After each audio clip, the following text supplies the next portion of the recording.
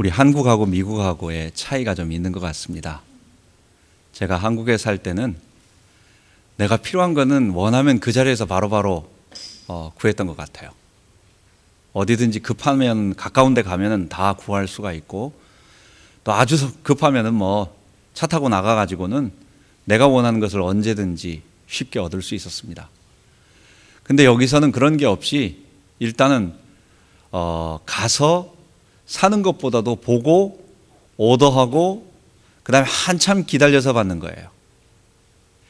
AS 같은 것도 한국에서는 그냥 시키면 다음날 가져온다든지 아니면 아예 택배로 붙여가지고 집에까지 다 가지고 오는데, 미국은 그게 참 오래 걸리고 웬만 기본이 일주일씩 보내는데 일주일, 오는데 일주일, 하여간 그렇게 기다림을, 우리 인내심의 한계를 많이, 그래서 사람이 돼가는 거죠. 우리가 점점 여유롭게 되고 이제는 이렇게 되는 것 같습니다.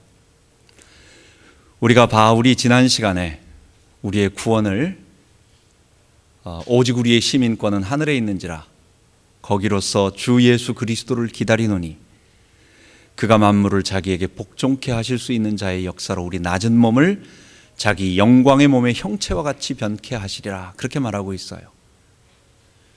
우리의 미래라고 하는 것이 딱 보장되어져 있어요. 어떻게? 우리가 지금 낮은 몸을 갖고 있는데, 이 낮은 몸이라는 게 뭐겠어요? 여전히 죄와 사망 가운데 늙고 병들고 또 사람과의 관계 속에서의 고통이 오는 이런 죄의 고통을 당하는 몸들입니다. 우리의 낮은 몸이 그리스도의 영광스러운 모습, 어떤 모습이에요? 부활하신 모습. 죽지 아니하시고 영원히 거하시고 죄가 없으시고 그리고 의로우시며 하나님과 영원토록 교제하는 그 아름다운 모습, 우리를 다 그렇게 만들어 주신대. 우리가 그것을 분명히 기다리고는 있지만 이게 오늘 우리의 삶과 그것이 우리에게 이루어지는 그 부활의 영광이 우리에게 이루어지는 날까지의 기간이 있어요. 이 기간, 이 기간 동안을 기다리고 이 기간 동안을 향하여서 걸어가고 이 기간 동안 지치지 않고 계속해서 그것을 바라보면서 가야 하는 우리의 삶, 이게 보통 사람들에게 쉽지가 않은 거예요. 그래서 어떨 때는 금방 낙심했다가 어떨 때는 조금 힘이 생겨가지고 또 바라보고 가다가 어떨 때는 또 세상을 바라보고 유혹에 넘어져서 빠지다가 이 왔다 갔다 하는 삶, 완성되어질 그리스도의 영광스러운 모습처럼 부활되는 그 구원의 완성을 향하여 가고 있는 오늘 우리의 구원의 현재, 이게 우리가 살아가는 오늘의 우리의 모습이고 신앙생활, 교회생활이 바로 이것입니다.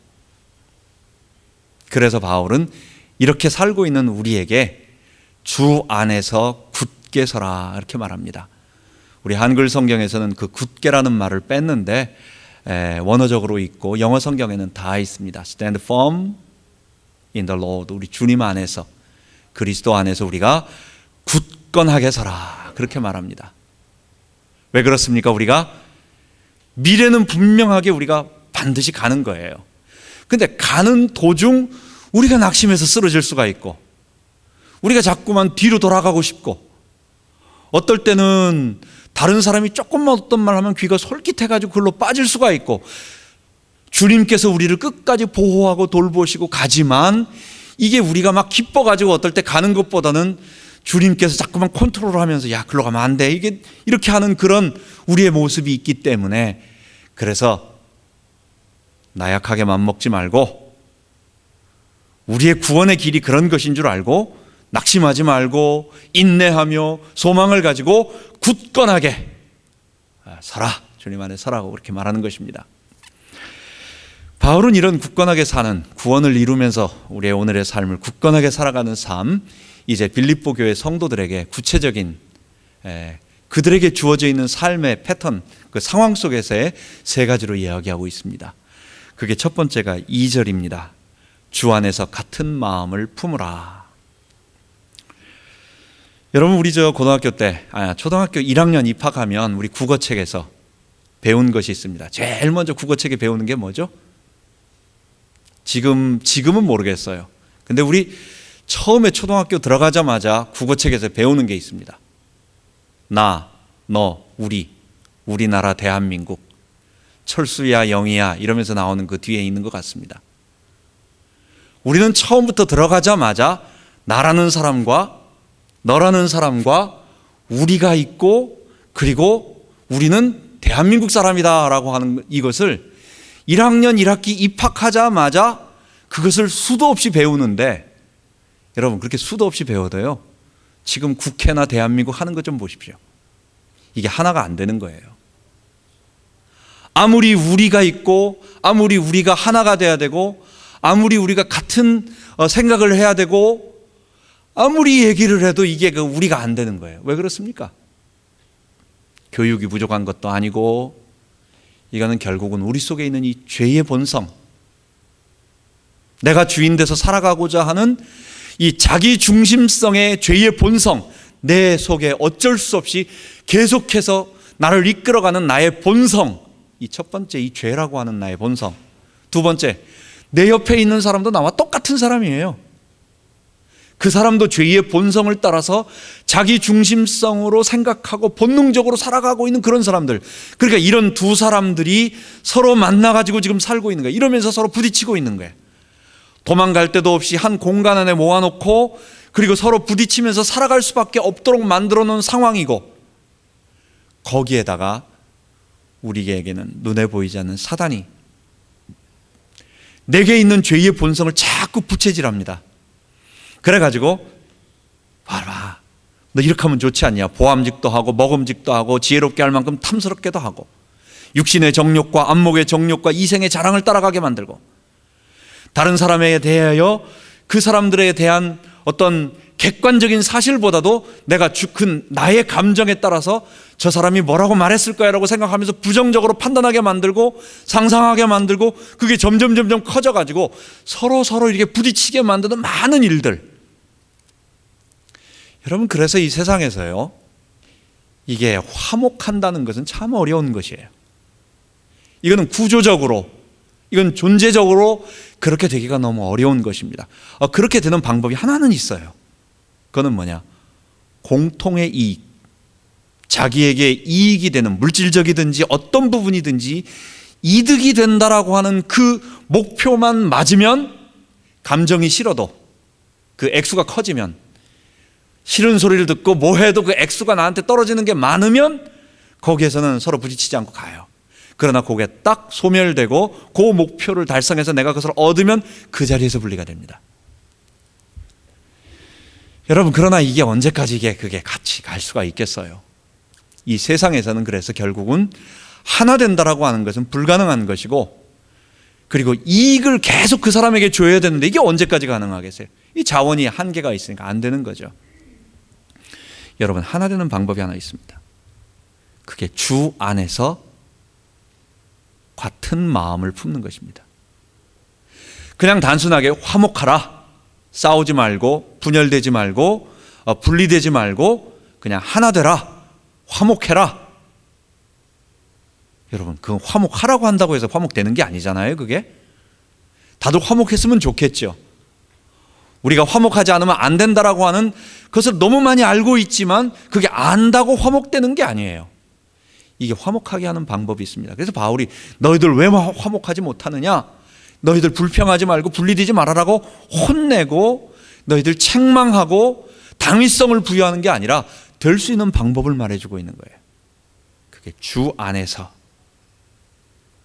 주 안에서라는 말은 우리가 다 십자가에 못 박혀 그리스도와 함께 죽어 나의 주인됨을 포기하고, 이 주 안에서라는 단어가 그 의미를 갖는 이 바울의 전문 용어입니다. 바울이 특별하게 그런 의미를 가지고 그리스도 안에서, 주 안에서, 주와 함께라는 말은 다 똑같은 말이에요. 그리스도와의 연합을 말하는 거예요.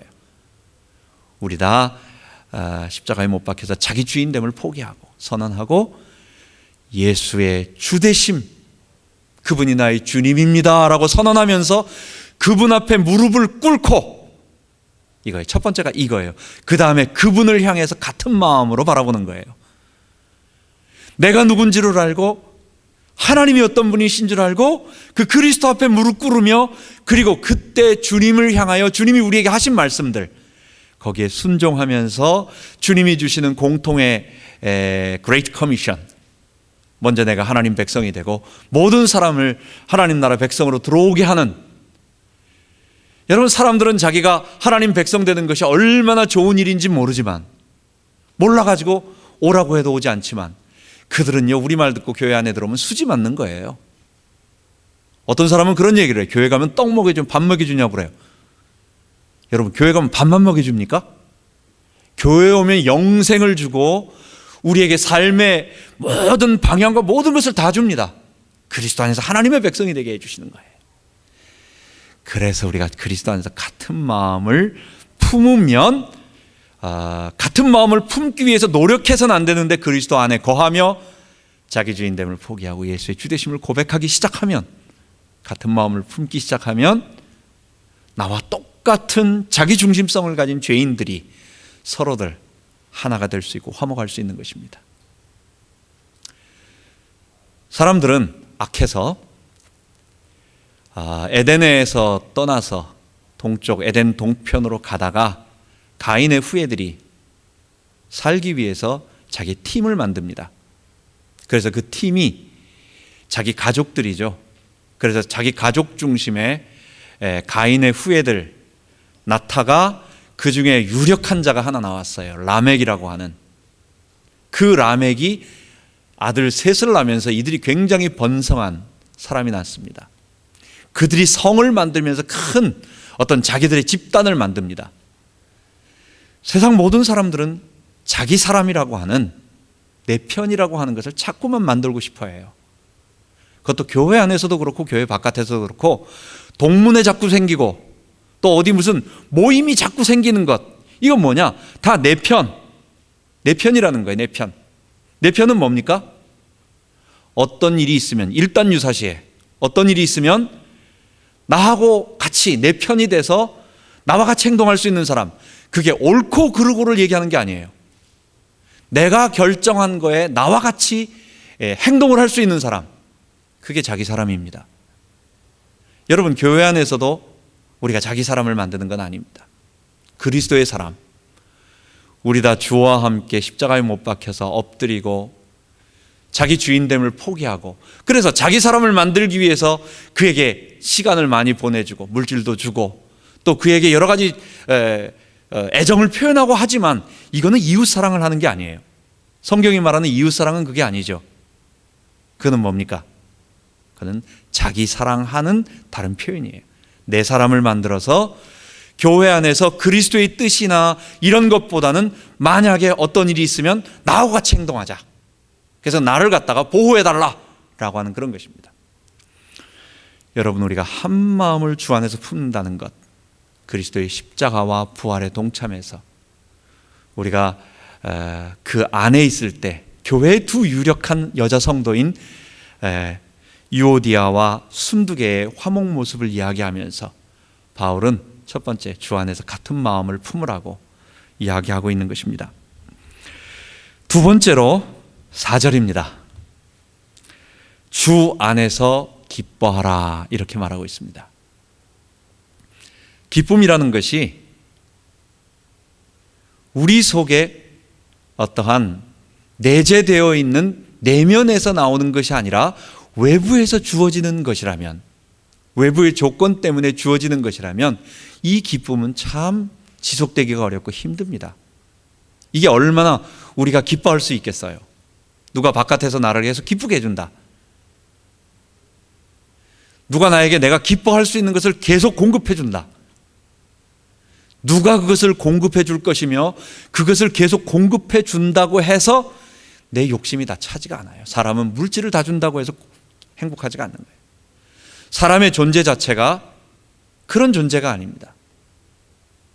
탕자가 밖에 나가서 기뻤던 것, 그것은 잠깐이었어요.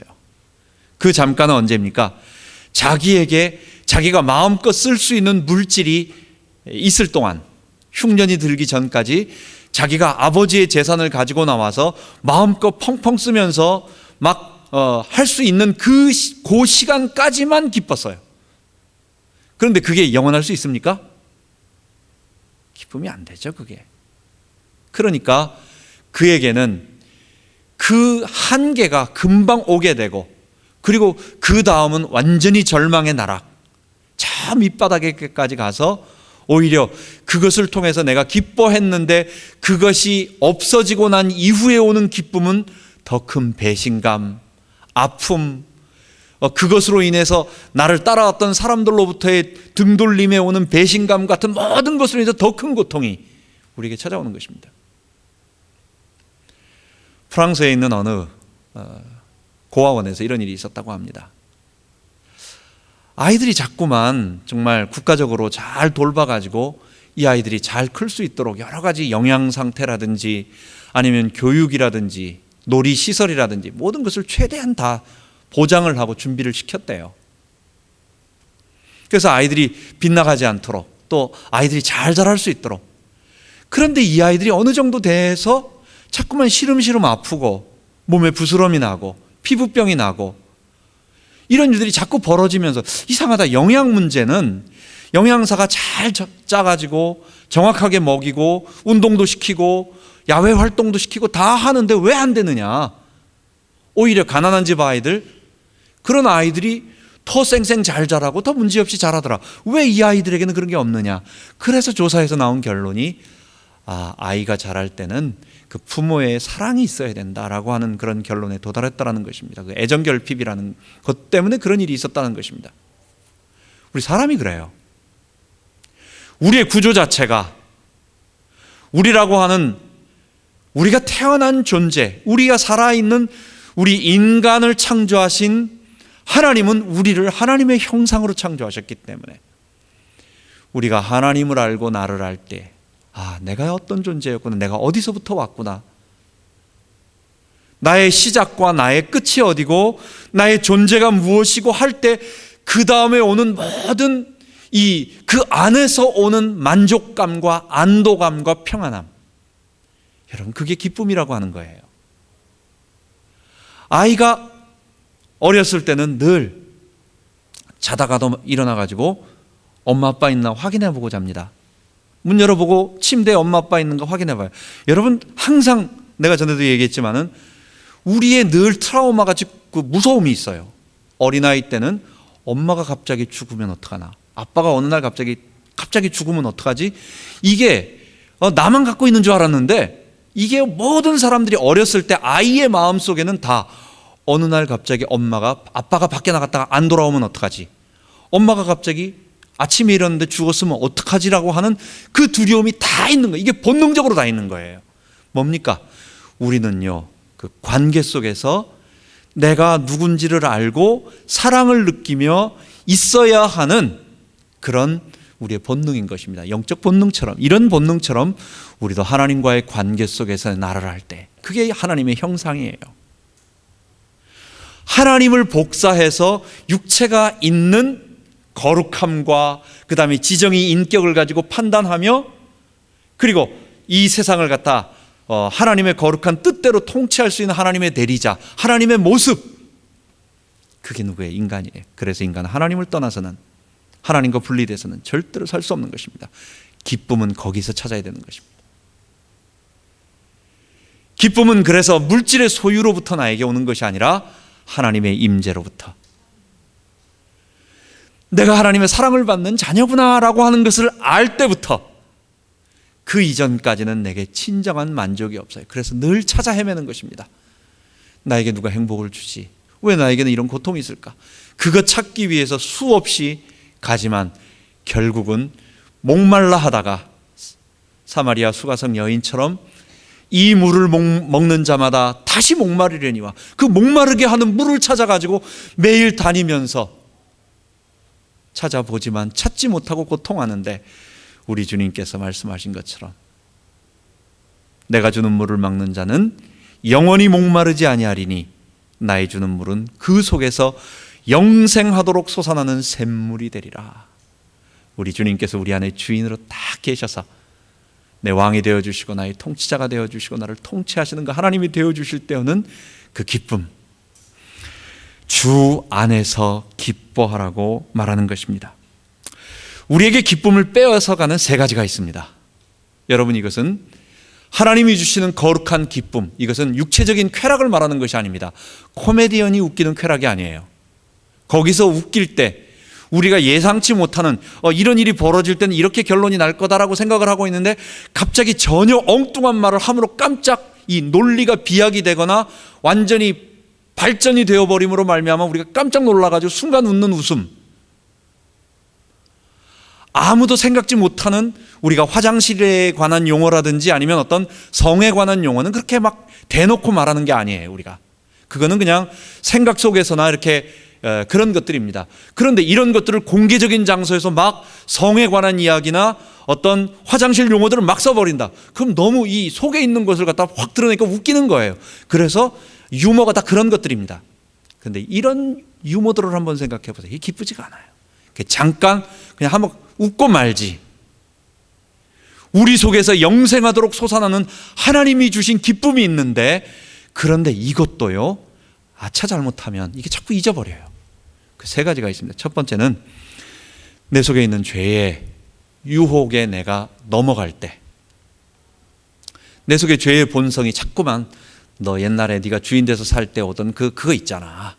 자꾸 그것을 나에게 자극시킴으로 말미암아 내가 거기에 넘어가서 자기 주인됨의 생각 속으로 자꾸, 이건 떠오르는 거니까 그건 어쩔 수 없어요. 그러나 떠오른다고 해가지고 그것을 즐기면서 그냥 놔둬가지고 내게 불꽃 하나가 딱 불이 붙었는데 이거 그냥 옆에서 쬐면서 즐기면서 있다가는 이게 집을 다 태우는 거예요. 이게 나중에는 점점 걷잡을 수 없이 타오릅니다. 그러다가요, 그 죄의 행위를 저지르게 되면 그 다음부터는요, 말할 수 없이 수치스러워집니다. 죄는요, 수치를 가져다 줘요. 그리고 나로 하여금 이 사탄이 계속해서 이 죄책감을 가져다 주면서 참소를 하기 때문에 이건 견디기가 어려운 거예요. 구원의 기쁨을 가지고 있는 하나님의 백성이라도 그게 안 되는 거예요. 그래서 여러분, 내게 주신 하나님의 이 기쁨도 빼앗기지 않도록 사단이 그것을 통로로 해서 우리를 공격합니다. 그 첫 번째, 죄의 생각들, 죄의 욕구들, 죄의 소원, 우리 속에 끊임없이 있잖아요. 이거는 죄의 소원은 내게 있으나 너는 죄를 다스릴지니라. 이 죄의 욕구가 올라올 때 처음에 잡아야 돼요. 뱀은 어디를 잡는 겁니까? 이게 머리를 잡아야 돼요.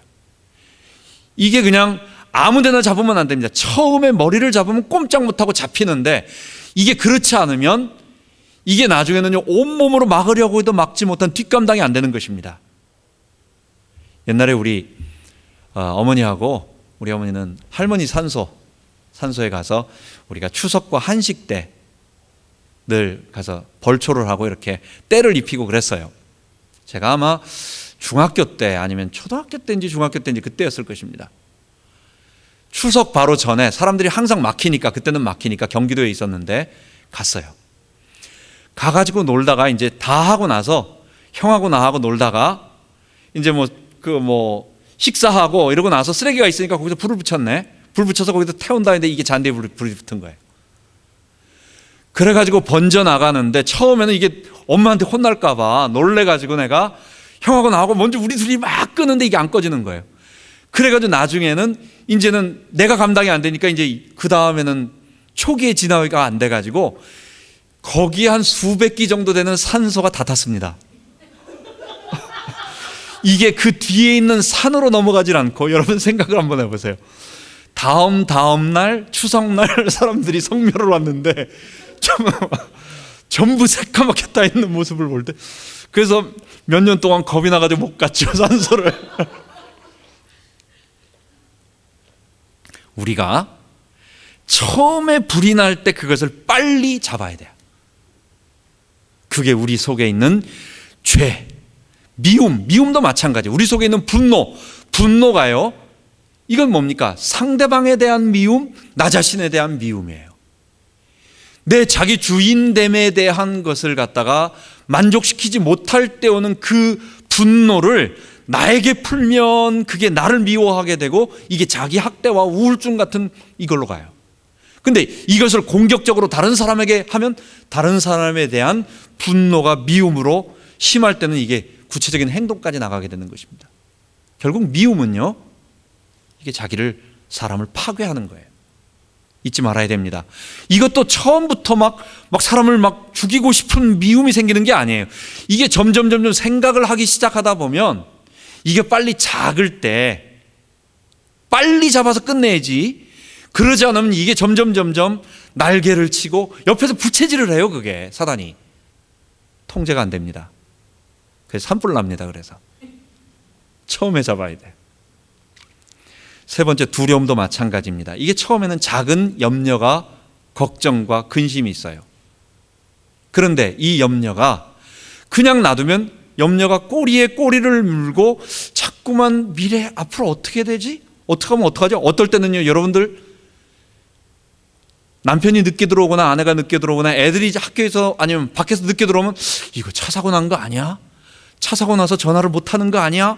이거부터 시작해가지고 자꾸만 생각이 자꾸만 나가요. 이게 여러분, 염려도 마찬가지입니다. 우리 하나님이 살아계신데, 우리가 하나님의 보호와 인도를 받는 하나님의 백성인데, 그분이 너를 통치하고 계신데 이것을 잊어버리게 만드는 그 염려, 이 세 가지입니다. 하나님이 나에게 기쁨을 주셔서 나로 기뻐하게 만들고 이 세상을 승리할 수 있도록 참 나에게 구원을 주셨는데도 내가 죄에게 잠깐만 내 틈을 주어버리면 넘어갑니다. 그 다음엔 감당이 안 돼요. 두 번째, 내 속에 약간의 화가 일어날 때, 그래서 바울은 에베소서에 분을 품지 말고 해가 지도록, 이 분을 품어도 죄를 짓지 말고, 분이 나면, 화가 나면요, 이 화가 나면 상대가 막 사랑스러운데 화나는 건 아니에요. 이게 미워지는 거예요. 이게 미움이 뿌리가 이제 분노죠. 화죠. 화가 나도 죄를 짓지 말고, 그 다음에 이 화가 나도 분노를 해가 지도록 품지 말라고. 이런 미움들이 점점 커져서 나중에는 사람이 거기에 잡힙니다. 잡혀서 다른 사람은 다 잊어버렸는데 제일 화나는 사람은 뭐냐? 이 성격이 막 다혈질적이고 급한 사람들이 있어요. 이런 사람들은요, 상대방에게 화를 줍니다. 화를 나게 막 심한 말을 하고 막 분노를 일으켜가지고 저 사람에게 상처를 줘요. 그리고 자기는 다 잊어버려. 그리고 나서 자기는 아무 문제가 없어. 그래서 마음대로 놀고 다 잊어버리고 있는데 이 사람은 그 받은 상처 때문에 고통하고 있어. 그래가지고 품고 있는데 이 사람은 자기가 뭔 짓을 했는지, 저 사람에게 어떤 말을 했는지, 저 사람이 어떤 고통을 가진지 몰라요. 나중에 가가지고 얘기하려고 그러면, 야, 내가 그런 일을 했니? 내가 정말 그때 그런 말을 해서, 이 사람은 전혀 모르고 있는 거예요. 뭡니까? 그 상대편만 고통을 당하면서 거기에 잡혀가지고 늘 아파하며 그러는 것입니다. 여러분, 우리가 미움, 분노도 잊어버리고 빨리 사단에게 잡히고, 특히 너희 염려를 다 주께 맡겨버리라. 이는 저가 너희를 권고하심이라. 살피고 돌보신다는 거예요. 권고하신다는 거. 우리 하나님이 살아계시기 때문에 부정적인 일들이 왜 없겠어요? 우리 삶에. 그렇다고 그러면은 미래에는 이런 일이 벌어질 것이다 라고 하는 것을 잘못되면 이렇게 된다 라고 하는 것을 전혀 생각하지 말고, 이거는 이래도 잘 될 거고 저거는 저래도 잘 될 거고 뭐든지 잘 될 거라고 결론을 내리고 그냥 그렇게 하라는 얘기입니까? 그런 얘기가 아니에요. 성경에는 부정적인 말들을 우리에게 해줍니다. 심판이 다가올 거다. 머지않아 불의 심판, 우리가 다 지옥의 심판을 받게 될 거다. 이거는 뭔 얘기예요? 그러니까 오늘 회개하고 돌이켜서 하나님께로 나아가 하나님의 백성이 되라. 빨리 죄에서 돌이켜라. 그래서 구원의 영생을 받아라 라고 하는 말이에요.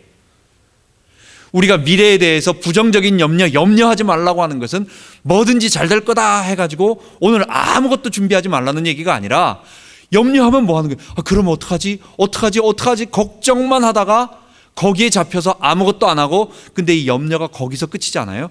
그건 점점 두려움에서 한 단계 더 나가면 공포가 되는 겁니다. 그래서 공포에 잡혀서 사람이 아무것도 못하는, 그러면 사단에게 잡히는 것입니다. 두려움에 잡히고 사단에게 잡혀서 하나님 살아계신 바라보지 못하고 늘 두려워하게 되는 것입니다. 잊지 말고 우리가 주 안에서 기뻐하는 것, 그리고 기쁨을 뺏어가는 것들을 조심해야 되겠습니다. 그래서 바울은 우리들에게 말하는 것이, 아무것도 염려하지 말고 오직 모든 일에 기도와 간구로 너희 구할 것을 감사함으로 아뢰라. 그리하면 모든 지각에 뛰어난 하나님의 평강이 그리스도 예수 안에서 너희 마음과 생각을 지키시리라 말씀하고 계십니다. 염려거리가 없을 수 없습니다. 죄의 세상에서 없을 수 없습니다. 그러니까 주님께 아뢰는 거예요. 아뢰을 때 어떻게 아뢰요? 그분을 사랑하고 신뢰하기 때문에. 그분이 나의 아버지시고 나를 보호하시는 인도자시고 보호자시고 나의 것들을 다 공급해 주시는 공급자시기 때문에 그 사랑하는 아버지 앞에 아뢰고 주님을 신뢰하는 삶. 그래서 우리의 모든 어려움들은 주님 앞에 갖다 맡기기를 원하는 것입니다. 마지막으로 세 번째 9절입니다. 바울은 우리들에게 그러면서 마지막으로 너희는 내게 배우고 받고 듣고 본 바를 행하라 라고 말하고 있습니다.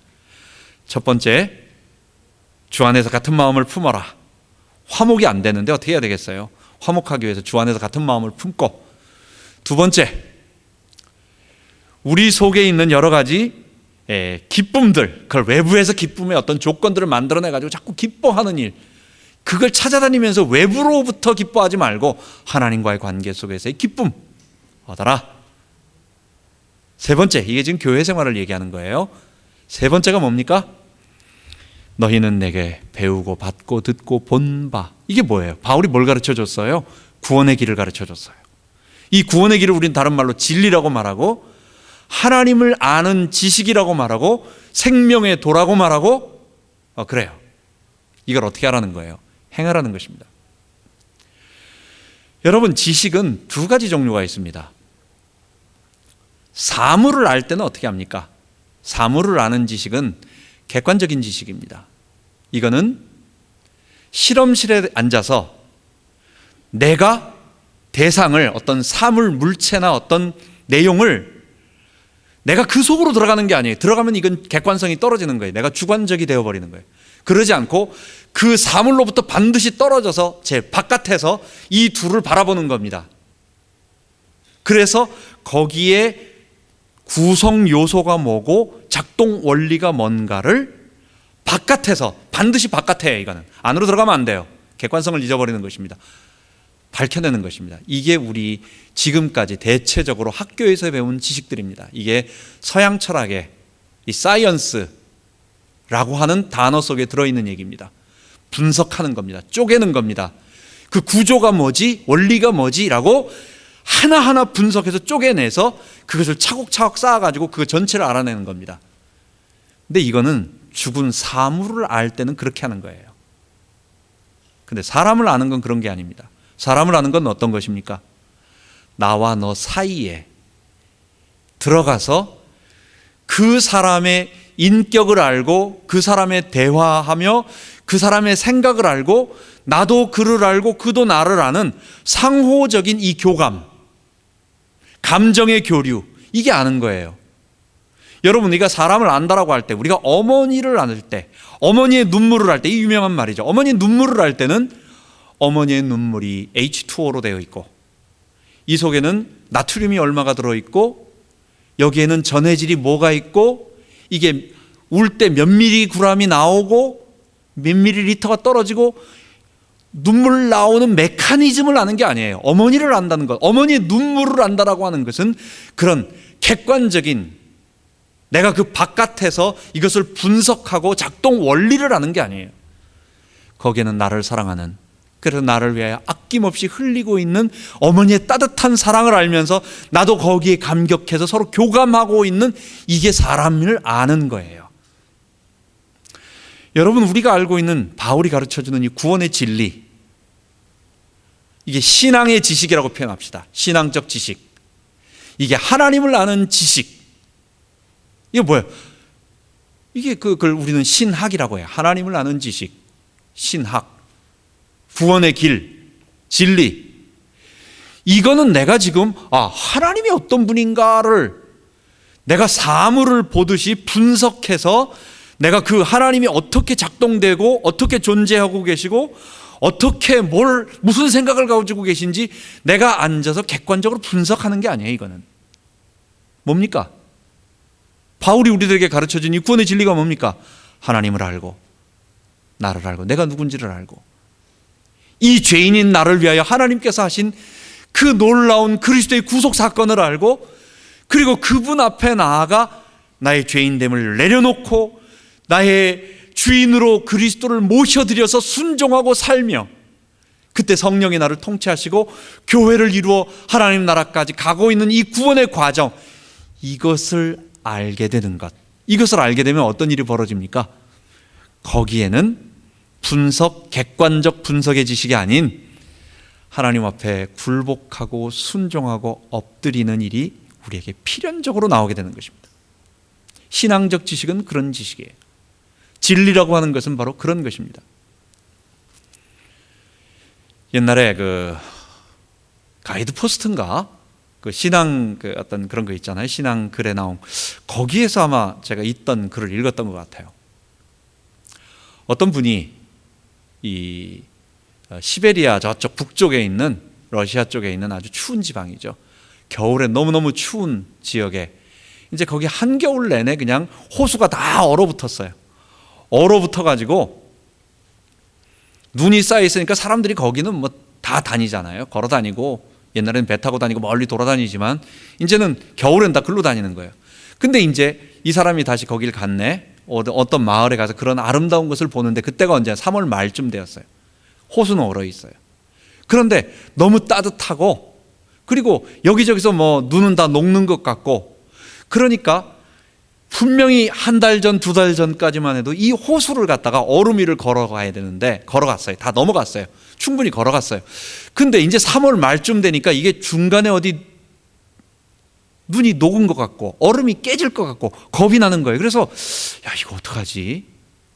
한 달 전만 해도 여기는 얼마든지 건너가고 뛰어다니기도 하는데, 그래가지고 이 3월 말쯤 되니까 이게 겁이 나서 건너가지를 못하는 거예요.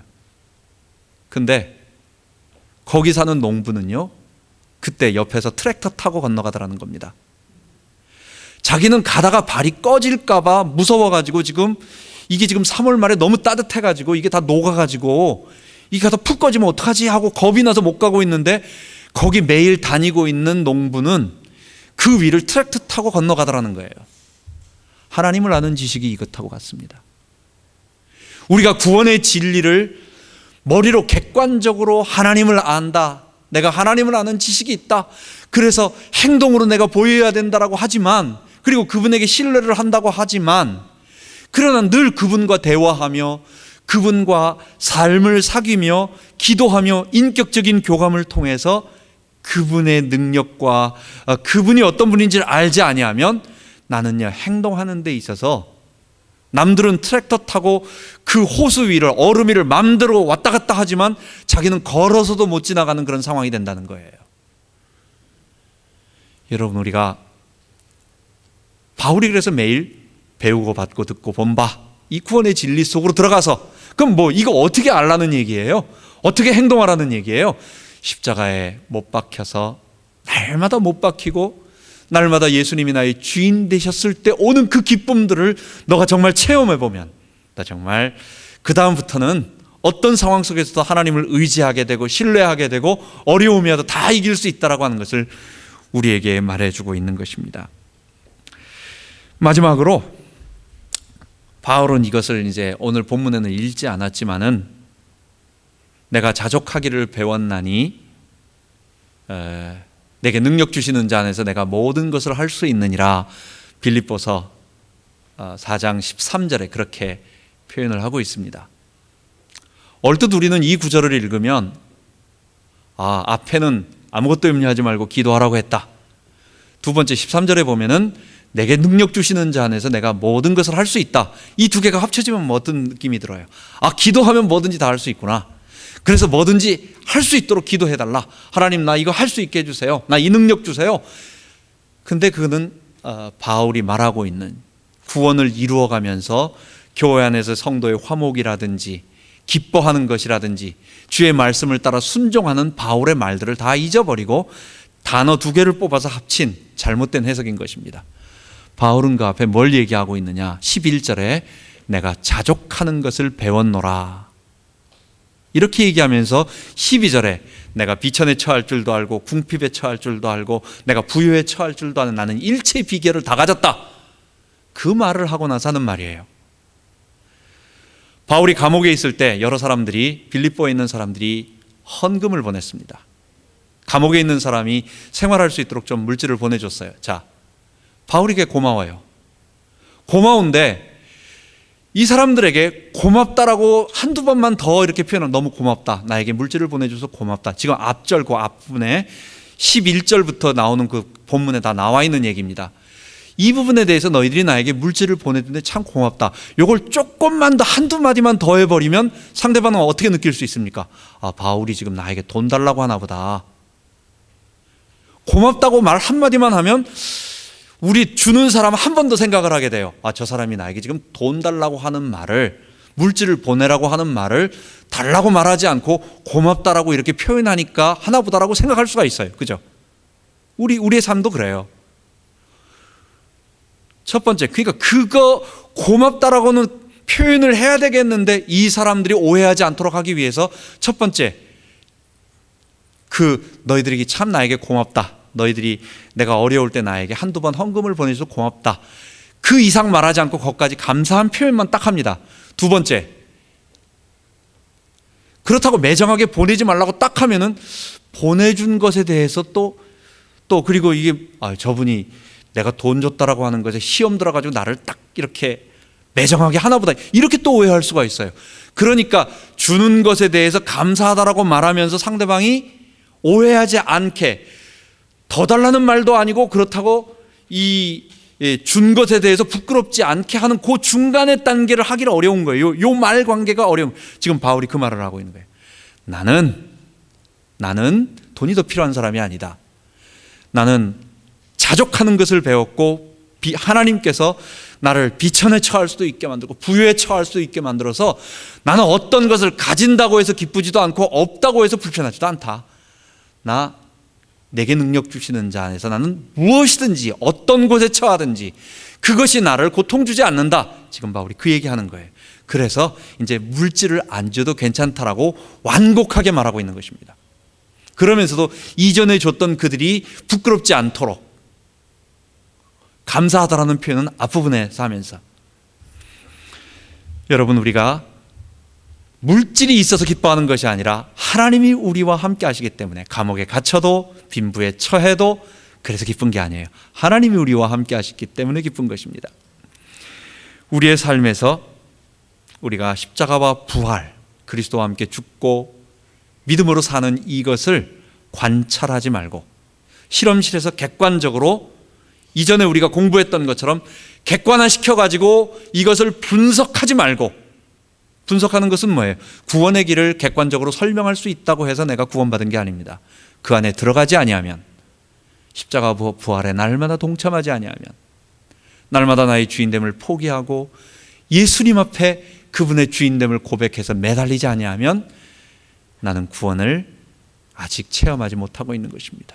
관찰하지 말고 우리 체험하자, 참여하자라는 것입니다. 염려가 밀려오고 그리고 나에게 미움이 자꾸 생길 때, 여러분 이거 주님 앞에 나아가야 돼요. 빌립보서 4장 6절처럼. 그러니까 아무것도 염려하지 말라고 하잖아요. 염려거리 없으면 뭐 그런 말 하겠습니까? 염려거리가 늘상 있기 때문에 하는 말이에요. 주님 앞에 나아가서 주님 앞에 늘 은밀히 보시는 그분 앞에 내려놓고 그분이 통치하심을 바라보고, 만약에 그 일이 설령 이루어진다고 하면 그건 반드시 나에게 더 좋은 일이기 때문에, 지금은 조금 아닌 것 같아도 지나고 보면 반드시 그게 좋은 일이었기 때문에 나에게 허락하신 거예요. 우린 그 하나님을 신뢰해요. 그래서 설령 내가 두려워하고 염려하는 일이 내게 벌어진다고 할지라도 우리는 걱정하지 않아요. 우리 하나님이 계시기 때문에. 염려에 잡히지 말자는 거. 미움이 올 때 이 미움은 반드시 나를 파괴합니다. 미움에 잡혀 있을수록, 이거는 상대를 미워하는 게 아닙니다. 나를 미워하는 겁니다. 그래서 내 인격이 거기에 잡히게 돼요. 그래서 우리가 빨리 용서해버리고, 지난번에 말한 것처럼 아직 상대방의 화해가 안 될 경우에는 내가 내 마음속으로 계속 보복하지 마세요. 아닌 척하면서 속으로 계속 생각하는 게 뭐예요? 보복하는 거예요. 내 마음속에 이거 한번 걸리기만 해 하면서 계속 보복하고 있는 거예요. 내 마음속에. 그게 나를 파괴하는 겁니다. 그러지 말고 우리가 사단에게 잡히지 말고 구원을 이루어가는 교회 생활 우리가 이루어가기를 바랍니다. 기도하겠습니다. 하나님 아버지, 이 땅에 우리가 구원의 완성이 우리에게 분명히 도달할 것이지만, 그러나 아직은 우리에게 그것이 도달하지 않고 여전히 죄와 사망에 우리가 지배하에서 벗어나지 못하고 있습니다. 사단이 아직도 우리를 참소하고 유혹하고 있습니다. 이 가는 동안 구원을 이루어가는 교회 생활, 지난 시간에는 구원을 이루는 개인의 생활이었지만 이제는 구원을 이루는 교회 생활 속에서 우리가 성도들과 이웃과 그리고 하나님 말씀 앞에 우리가 잘 살아갈 수 있도록 인도하여 주옵소서. 예수님 이름으로 기도합니다. 아멘.